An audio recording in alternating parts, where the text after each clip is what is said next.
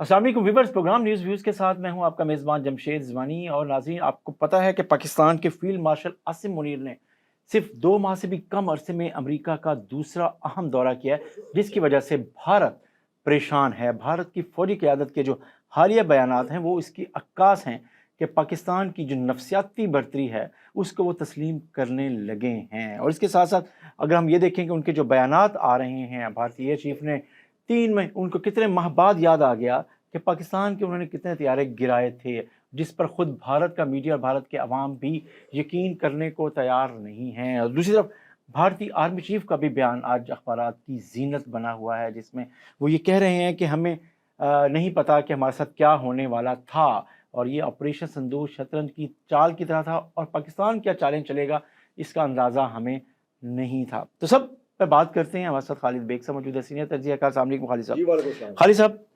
सबसे पहले हम आते हैं फील्ड मार्शल आसिम मुनीर साहब के दौरे का, जो अमेरिका का हुआ और एक मुख्तसर वक्त में, मेरा ख्याल है ये दूसरा दौरा था। और ये भी बहुत अरसे बाद ऐसा हुआ है कि पाकिस्तान के आर्मी चीफ ने अमेरिका में एक सेंट्रल कमांड के जो चीफ है उसकी जो तब्दीली की तकरीब है और जो नई तैनाती हो रही है उसमें शिरकत की हो। आपको क्या लगता है? देखिए जी, माइकल कोरेला उनके जो कमांडर थे, जनरल थे, वो रिटायर हो रहे थे, तो उसमें पाकिस्तान के फील्ड मार्शल को खसूसी तौर पर दावत देकर बुलाया गया। और ये एक बहुत बड़ी तब्दीली है अमेरिका और पाकिस्तान के दरमियान जो सफारती ताल्लुकात हैं।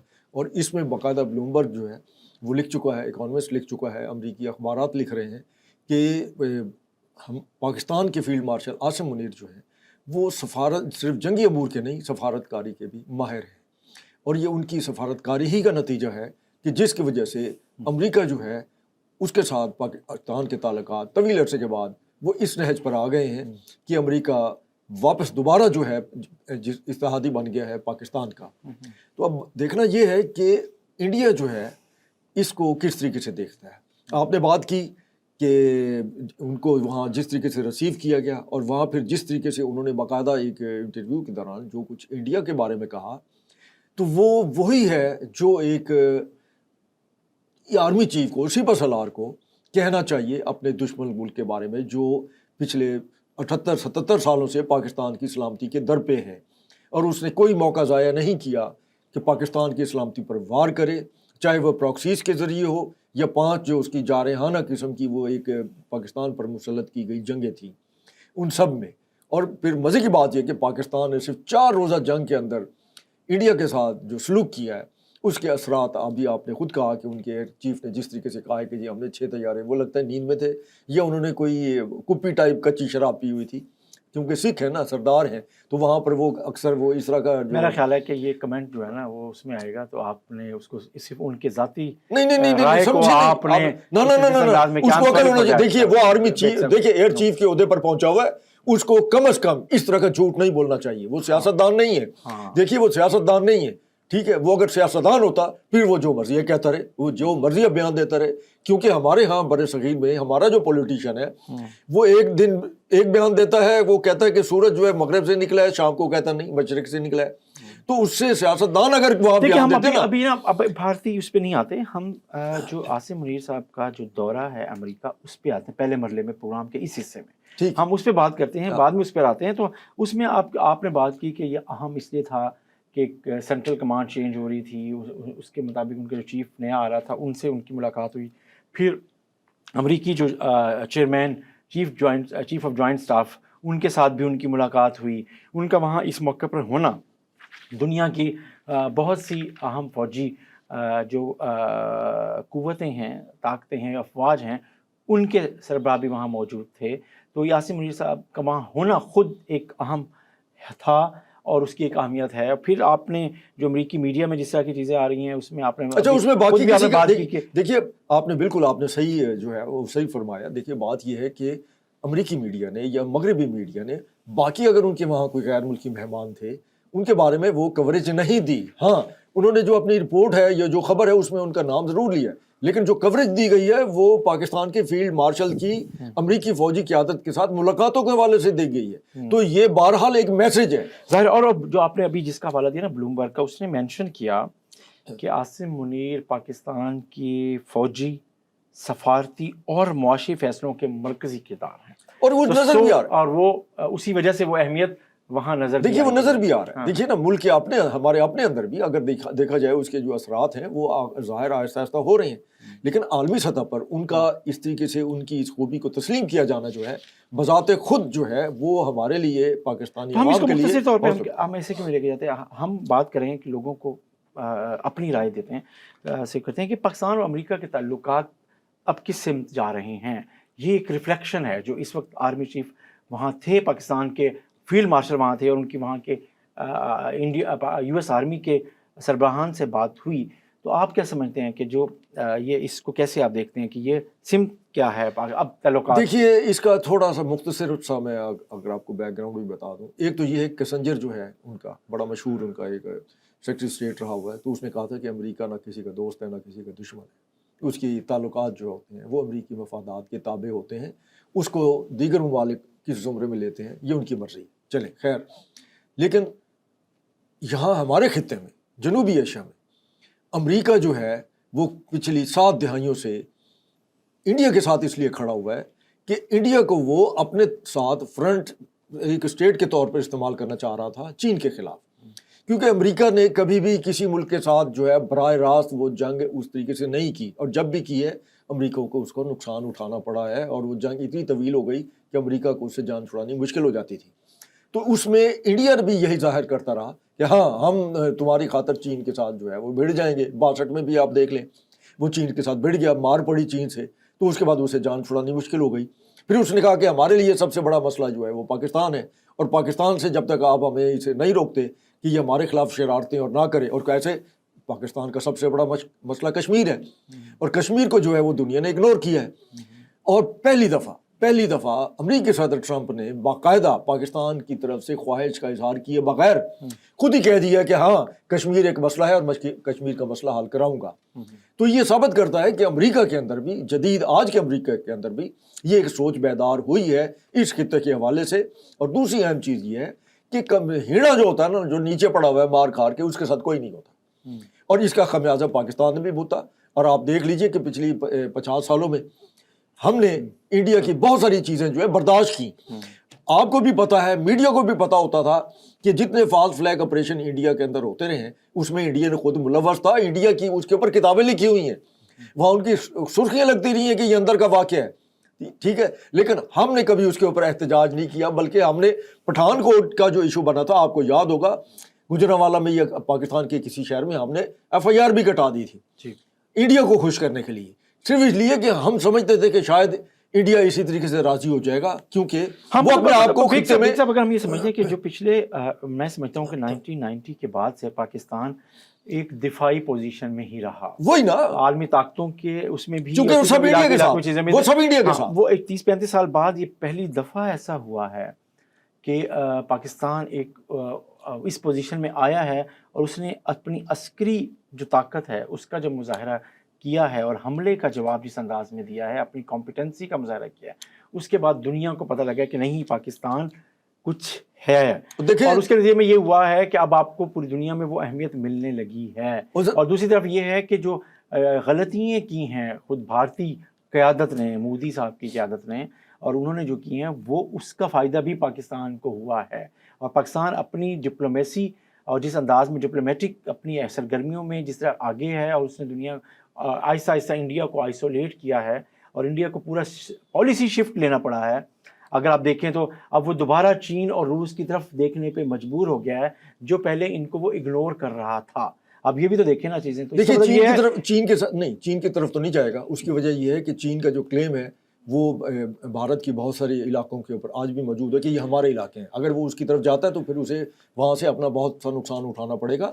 لیکن آپ نے جو بات کی کہ پہلے بھی جو وہ غلطیاں کرتا رہا ہے، غلطیاں نہیں تھیں، وہ اس کی سازش تھی، یہی سازش تھی. اور پھر انڈین آرمی چیف کا یہ جو اس کا اپنا ہے، اس نے کھل کا پیندر ویدی نے کیا کہا ہے، اس نے یہ کہا ہے کہ یہ آپریشن سندور نہیں جو ہونا چاہیے تھا. وہ اس سے آپریشن سے پہلے بھی اس کا انٹرویو موجود ہے جس میں اس نے یہ کہا تھا کہ ہم جو ہے پہاڑی علاقوں میں جنگ نہیں کر سکتے. سیاستدان نہیں تھا نا، اس نے کہہ دیا. نہیں، یہ سیاسی قیادت کا فیصلہ تھا نا. کہ وہ اپنے پولیٹیکل پوائنٹ اسکورنگ کرنا چاہتے تھے. وہ سمجھتے تھے کہ شاید ہم تو پہلے بھی یہی ہوتا رہا ہے. پلوامہ میں کیا ہوا دیکھیے, ایگزیکٹلی ملک ستیہ پال ملک جو ہے مر گیا نا, ٹھیک ہے, اس کو کہا گیا کہ اسے گردے کی بیماری تھی, فلانا تھا, لیکن انڈیا کے اپنے لوگ کہہ رہے ہیں کہ اسے قتل کیا گیا.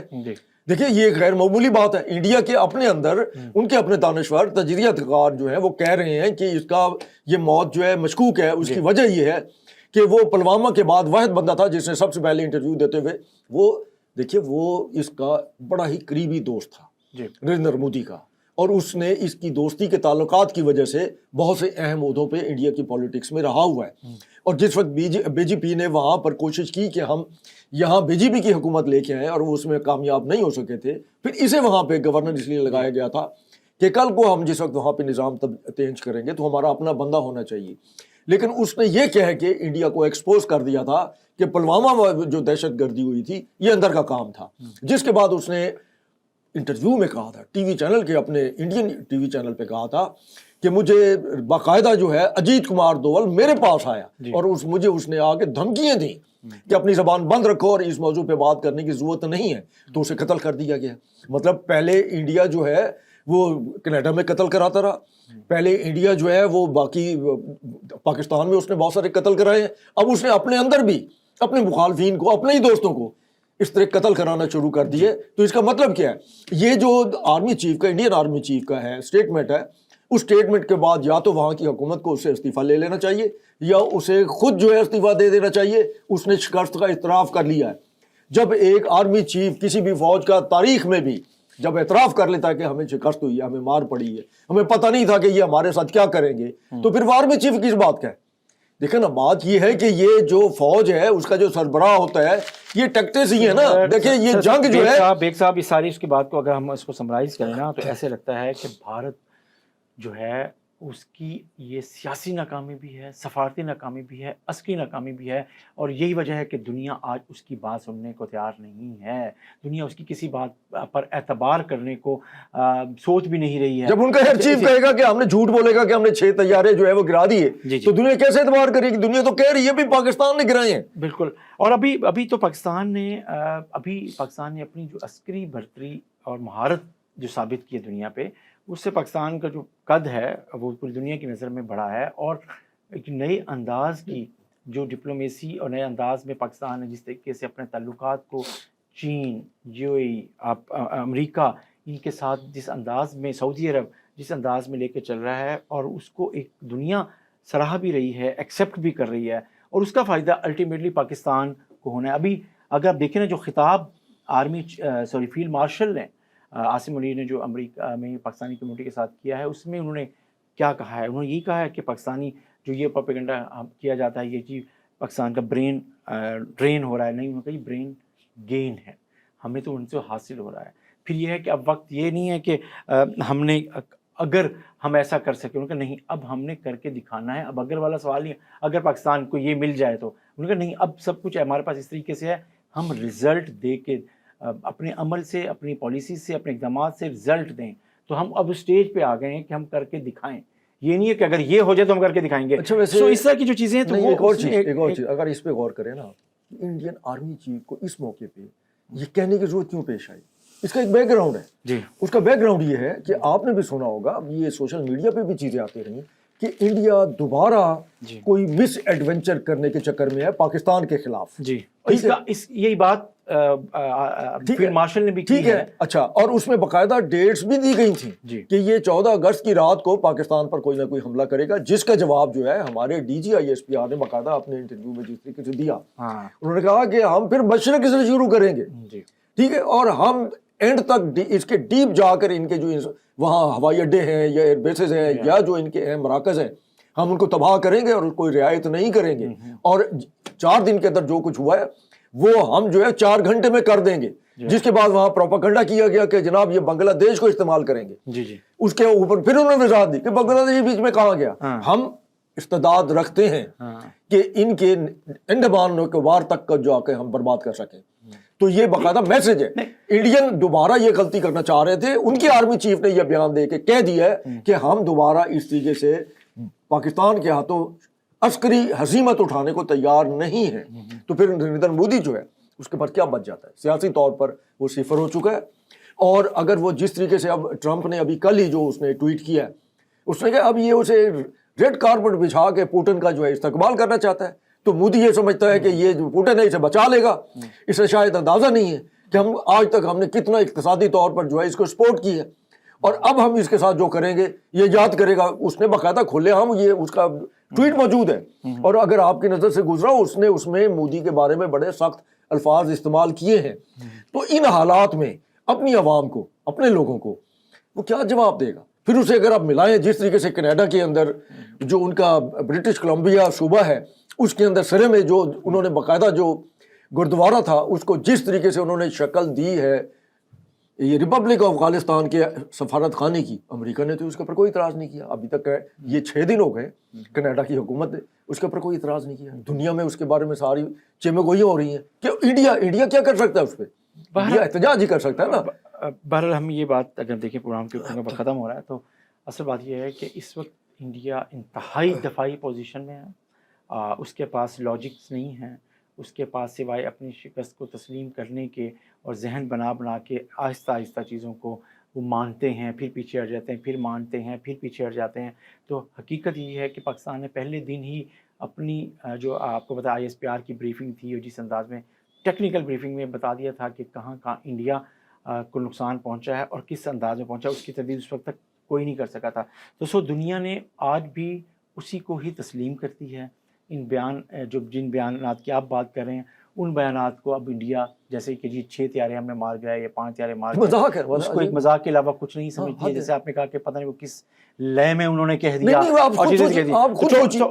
آپ ہم یہاں بیٹھے ہیں نا, ٹھیک ہے نا, مطلب ہمارے پاس کوئی پبلک کا عہدہ نہیں ہے. آخری بات کر دوں کہ جو انڈین آرمی چیف کی سے آج کی جو میڈیا رپورٹس ہیں اس میں جو انہوں نے اپنے خطاب میں کہا ایک جگہ پہ, انہوں نے یہ کہا کہ اصل چیز یہ ہوتی ہے جب آپ کسی پاکستانی سے پوچھیں گے کہ آپ ہار گئے یا جیت گئے, وہ اس سوال کا جواب یہ نہیں دیں گے, وہ یہ ضرور دیں گے کہ عاصم منیر ہمارے فیلڈ مارشل بن گئے ہیں. اور اس کا مطلب یہ ہوتا ہے کہ میسج یہ ہوتا ہے کہ آپ یہ جنگ جیت گئے ہیں, اور یہی اہم ہے.